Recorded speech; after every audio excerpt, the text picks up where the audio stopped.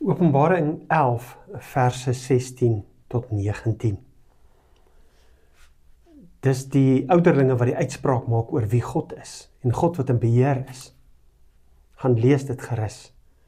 Want na hierdie uitspraak, maak God sy heerlikheid bekend, en kom vestig God vir ewig en altyd sy koninkryk.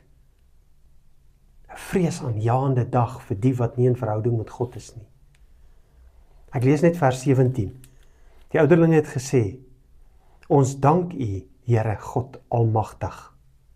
U wat is en wat was, dat U nou U groot mag gebruik en as koning heers. God gaan uiteindelik oor alles heers. Al dink jy heers oor iets.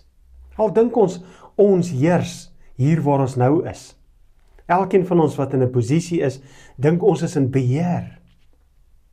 Maar uiteindelik gaan God in beheer wees van almal en alles. Hy is die een wat is en wat was. Wat was en wat is en sal wees. Hy is die God wat oor alle tye heen daar was en wat dieselfde was, wat nooit verander het nie.